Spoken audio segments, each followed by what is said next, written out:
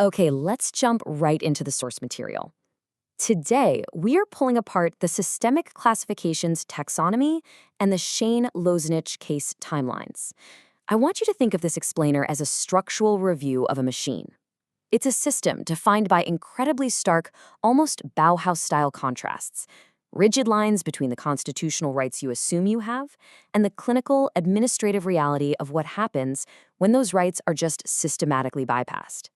Before we tear this structure down to the studs, here is our rigid six-part agenda: the architecture of collapse, arrest without a complaint, competency as a shortcut, the clinical detention loop, surveillance and institutional shadow, and finally, surviving the machine.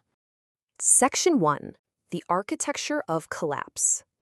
Here is our very first stark contrast, and it's a big one. It's the theoretical ideal versus the raw, clinical reality. On one side, you've got the constitutional design, the 14th Amendment guaranteeing fair, transparent procedures. But on the other side, the systemic reality. These are what the taxonomy calls due process vacuums. Essentially, they are legal or geographic dead zones where standard protections just vanish. It's literally a blueprint for a trap. And we have the math to back this up. Looking at the Kumu network data, structural vulnerability isn't just some abstract philosophical idea. It is the central load-bearing pillar of the whole thing.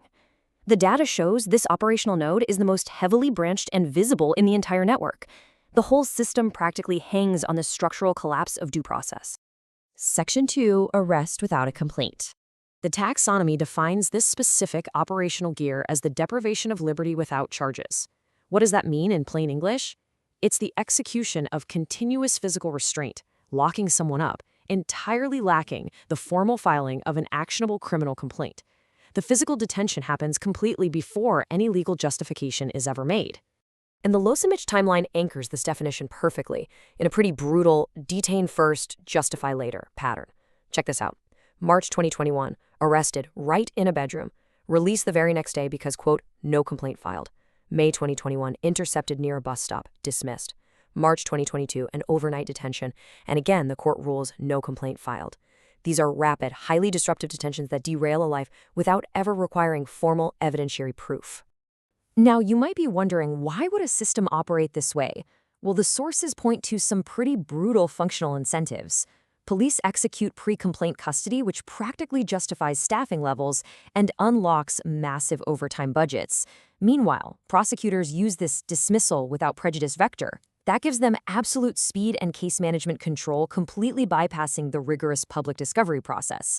It's highly efficient, just not for the citizen. Section 3. Competency as a shortcut. We're looking at another one of those high-contrast collisions here. On one side, you have your explicit Sixth Amendment right to challenge evidence in a speedy public trial. On the other side, the procedural bypass. By raising competency proceedings immediately, the system instantly halts standard discovery timelines. It completely alleviates the defense's burden to actually investigate the facts of the case. The legal defense structure is seamlessly swapped out for a medical one. Once competency is thrown into question, the system shifts gears into a very specific maneuver: restoration as a substitute for trial. This is the use of indefinite state psychiatric commitment to permanently bypass a formal trial. So, instead of proving guilt or innocence based on hard evidence, the system tracks the target's mental health to completely sidestep a courtroom battle. The 2021 timeline shows this pivot happening in real time. March 11th, counsel bypasses evidence to raise competency. March 22nd, the review is abruptly canceled. March 24th, the court dismisses the charges without prejudice, but instantly orders an involuntary psychiatric referral. A dismissed legal charge seamlessly, almost magically, transforms into a clinical hold. Section 4. The clinical detention loop. 45 days. That is the standard duration of an inpatient competency restoration order. In Lozenich's 2021 felony track, this 45-day inpatient commitment was signed by the court without the defense counsel's standard physical signature.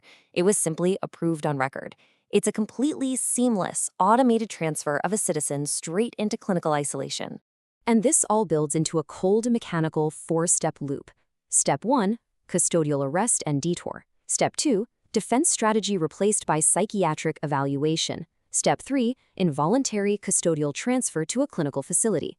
And finally, Step 4, chemical hold. the forced administration of chemical restraints, which the taxonomy notes are often deployed for behavioral control rather than actual valid medical necessity. When we map the institutional actors again, you literally see the structural leverage. You just follow the money. Medical providers use involuntary civil commitment holds to capture state inpatient funding and normalize their own influence in legal matters. King County jails experience extended pretrial detention intervals, which maintains their bed occupancy baselines. And those baselines, they are absolutely crucial metrics for securing their municipal budgets. Section 5, Surveillance and Institutional Shadow. Now, a massive documented data breach acts as the catalyst here. The state auditor's office breach exposed personal identifiers, enabling targeted digital stalking and unverified proximal tracking. But the wild part? The administrative machine delegates this massive threat into a complete documentation vacuum. When targets actually report electronic surveillance, the system flat-out refuses to forensically investigate the data. This right here is the architecture of obfuscation, institutional bias against technological claims. It's the automated dismissal of electronic surveillance claims. Instead of forensically reviewing devices or network logs, judicial and medical actors just substitute those valid claims with psychiatric labels like delusional grandiosity. The system is literally medicalizing the exact evidence it refuses to investigate. And the ultimate irony, the system's retroactive solution is just to eventually deem the target restored. As this 2026 forensic report states, the evaluator concludes the defendant possesses capacity. The system subtly shifts its interpretation frame, officially closing the loop without ever looking into the original surveillance evidence that triggered the entire cascade in the first place. Section 6, Surviving the Machine. Getting out doesn't mean you're free. Surviving the machine leaves deep structural cracks. Extended detentions directly manufacture severe housing instability through back rent accrual. That leads straight to the weaponization of civil process, where summary eviction tracts are used to displace targets the second they're released. The machine even steamrolls complex civil rights, completely disregarding ancestral property and title encumbrances. It's total systemic fallout. 0.0043. This is the exact betweenness centrality metric for procedural exploitation. Now, in network math, high betweenness denotes a structural bottleneck. This tiny number mathematically system. You remove those bridges, and the entire architecture falls apart. So we leave you with the starkest contrast of all, the comfortable illusion of safety versus the cold, clinical precision of a system designed to bypass your rights entirely. The blueprint is real. The gears of warrantless arrest, competency bypass, and clinical detention turn completely automatically. Think about it. If constitutional due process can be effortlessly replaced by a diagnostic loop, how easily could this exact administrative machine process you?